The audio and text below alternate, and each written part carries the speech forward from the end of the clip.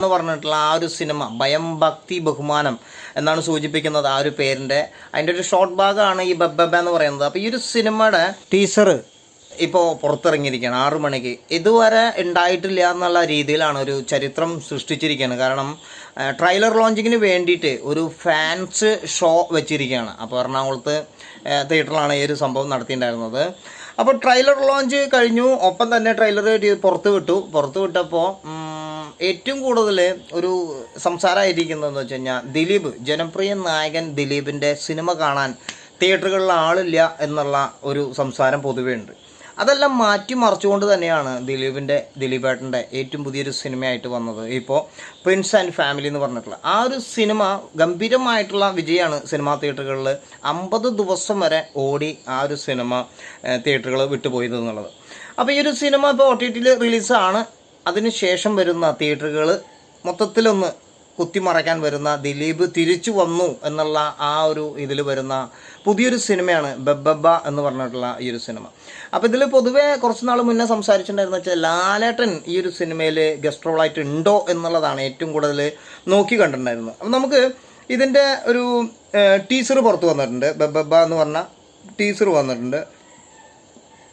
1 minute 38 സെക്കൻഡാണ് teaser വന്നിരിക്കുന്നത്. നമുക്ക് just ഒന്ന് പ്ലേ ചെയ്ത് നോക്കാം, എന്തായാലും കാണാം.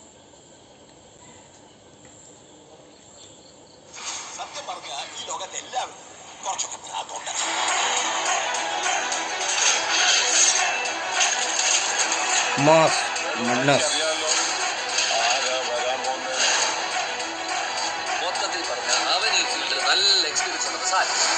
ആ ഒരു കാല് കണ്ടപ്പോ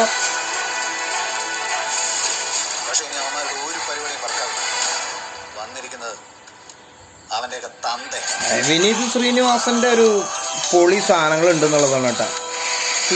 വിനീത് ശ്രീനിവാസൻ ഇതുവരെ ചെയ്യാത്തൊരു മാസ് കഥാപാത്രമായിട്ടാണ് കാണുന്നത്.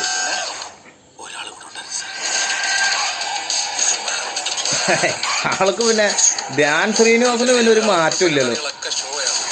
എല്ലാ പട്ടത്തിലും ഒരൊറ്റ വേഷം തന്നെയാണല്ലോ.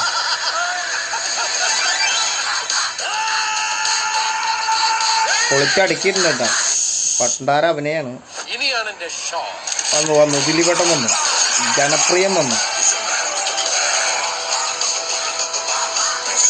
ഒരു ലൈറ്റ് താടിയൊക്കെ, അതായത് ദിലീപേട്ടൻ്റെ ഈ അടുത്ത് കണ്ടിട്ടുള്ള കുറേ നാളുകളായി ശരിക്കും ദിലീപേട്ടൻ്റെ ഈ കട്ടമീശ മാത്രം വെച്ചിട്ടുള്ള ആ ഒരു ഫേസ് കാണിക്കുമ്പോൾ എനിക്ക് ശരിക്കും ആ ഒരു ഫേസ് വലിയ താല്പര്യമില്ലാത്തൊരു കാരണമാണ്. കാരണം എന്ന് വെച്ച് കഴിഞ്ഞാൽ ഇപ്പോഴത്തെ ഏജൊക്കെ ശരിക്കും ഫീൽ ചെയ്യുന്നുണ്ട്. ഇപ്പോൾ ആ ഒരു ഫേസിൽ ഒരു കട്ടമീശ മാത്രം വയ്ക്കുമ്പോഴേ ഒരു ക്ലീൻ ഷേവ് കാണിക്കുമ്പോൾ ഭയങ്കരമായിട്ട് കവിളിലും കഴുത്തിൻ്റെ അവിടെയൊക്കെ ആയിട്ടൊരു ഏജ് ഫീൽ ചെയ്യുന്നുണ്ട്. അതുകൊണ്ട് തന്നെ പഴയ ആ ഒരു ദിലീപേട്ടൻ്റെ കുറേ മാനറിസങ്ങളൊക്കെ നഷ്ടപ്പെട്ട പോലെയൊക്കെ നമുക്ക് ഈ അടുത്ത് കുറച്ച് സിനിമകളിലൊക്കെ ഫീൽ ചെയ്തു.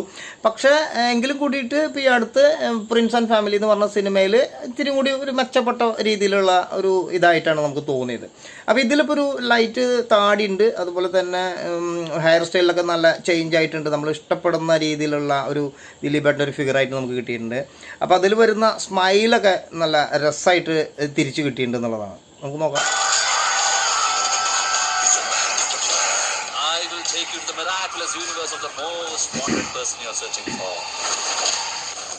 എൻ്റെ അമ്മോ, അതെന്ത് സാധനം ഒന്നുകൂടി നോക്കുന്നത്. അടി ഈ ഒരു അടി വന്നപ്പോൾ തന്നെ നമ്മൾ വാളയാർ പരമശിവത്തിൻ്റെ ഒക്കെ ഒരു ഗെറ്റപ്പ് പോലെ ഫീൽ ചെയ്തു കേട്ടോ. അടി കഴിഞ്ഞിട്ടുള്ള സ്മൈല്, അതും ബ്ലാക്ക് ഷർട്ടൊക്കെ ഇട്ടിട്ടേ അടിപൊളി. ഗണ്ണി അത് ചേറിയ അരമ്പി, അതരമ്പി.